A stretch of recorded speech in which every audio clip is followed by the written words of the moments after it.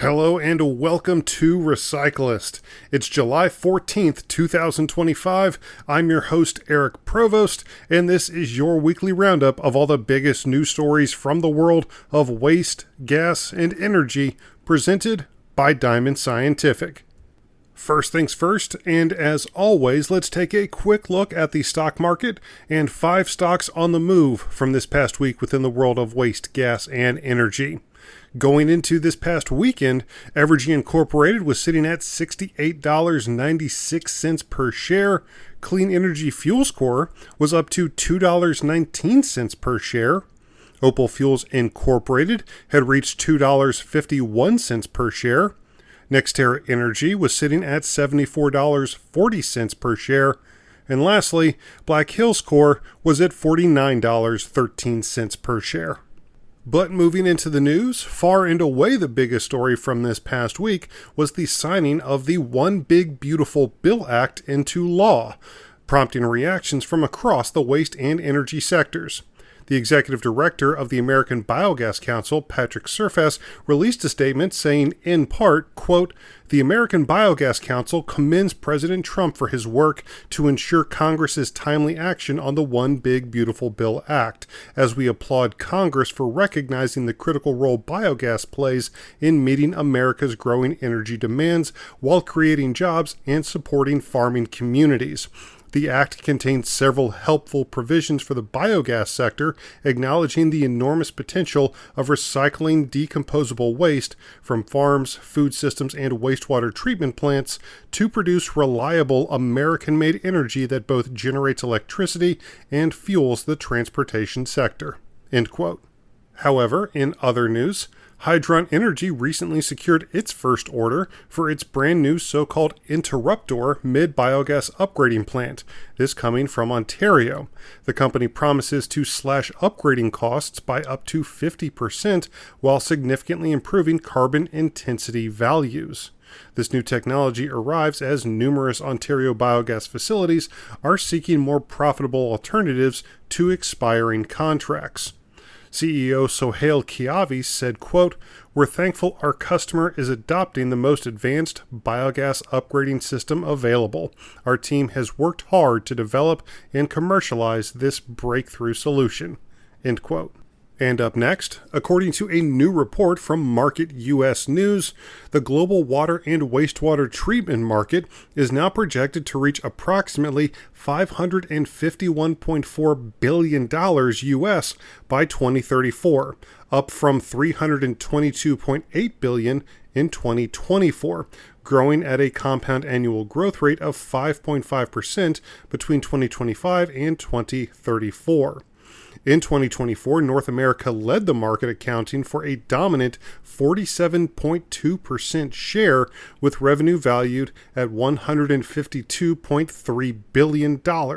This growth is largely driven by increasing environmental regulations, rapid urbanization, and the urgent need for improved sanitation infrastructure.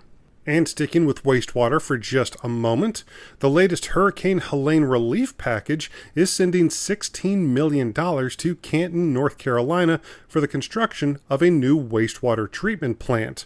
For decades, the Canton paper mill had been handling the town's wastewater treatment free of charge thanks to an agreement with the previous owner, Pactiv Evergreen. That agreement ended with the change in paper mill management to Spiritus Worldwide. In an interview, Canton Mayor Zeb Smathers said, quote, "Obviously, we're very excited. We have been working on this for the last several years because we knew in time that the mill would not treat our wastewater. And so we've been working not just with the new owners, but our friends in Raleigh for a solution. And we were able to deliver on that just last week." End quote. And just a quick reminder, Recyclist is a registered trademark of Diamond Scientific, an industry leader in gas analysis, instrumentation, and solutions. Make sure to visit them online at diamondsci.com. That's diamondsci.com, or you can even set up a personalized presentation just by calling 321-223-7500. Now on with the news.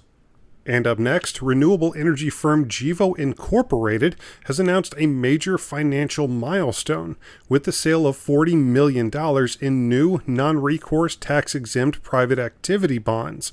The bonds, issued by the Iowa Finance Authority on behalf of Gevo's wholly owned subsidiary, Gevo Northwest Iowa RNG LLC, or Gevo RNG, were purchased by Barclays Capital Incorporated. Proceeds from the bond sale have been used to refinance $40 million of Gevo RNG's outstanding 2021 green bonds. The refinancing allows Gevo to release $40 million of previously unrestricted cash that had been used to secure the original bond facility via a letter of credit. And up next, Canadian energy company Anaergia has been very active in the European landscape recently, with Anaergia SRL, the company's Italian subsidiary, signing a binding agreement to supply key capital equipment for what the company is calling a groundbreaking biomethane plant in Livorno, Italy. The new facility will be the country's first to combine source-separated organics with wastewater sludge for renewable gas production. Anaergia's technology will enable the co-digestion of organic waste streams, transforming them into renewable biomethane. Construction on the facility is already underway, with full commissioning expected by December 2026.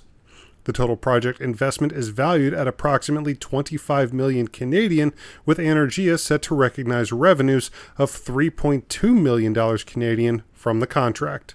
But like I said, Anaergia has been very busy this past week, with Anaergia SRL also signing an agreement with PreZero International, the general contractor selected to revamp a materials recycling facility in Biscala, near Bilbao, Spain. Upon completion of the upgrade, the Biscala facility will have the capacity to process up to 50,000 tons per year of source-separated organics. Anaergia will provide several proprietary technologies, including its Clean REX and Grit REX systems, to process the organics and convert them into biomethane through anaerobic digestion. Under the contract, Anaergia anticipates recognizing revenues of $7.6 million Canadian. And lastly, a new facility to monitor and manage sargassum along Mexico's Caribbean coast and eventually convert it to biofuel was announced this past week by Quintana Roo Governor Mara Lezama. Work to contain and collect the noxious seaweed has already begun in preparation for the Comprehensive Sargassum Sanitation and Circular Economy Center, as the new facility is to be named. Lezama first revealed plans to create the Sargassum Center this past February. The new project will support the monitoring, management, collection, and transportation of sargassum, in addition to treating wastewater and producing biomethane from organic waste and sargassum, according to Lezama. Plans include the installation of 3 new wastewater treatment plants in Cancun's hotel zone. And that will do it for your July 14th, 2025 News Roundup, brought to you by Recyclist, again a registered trademark of Diamond Scientific.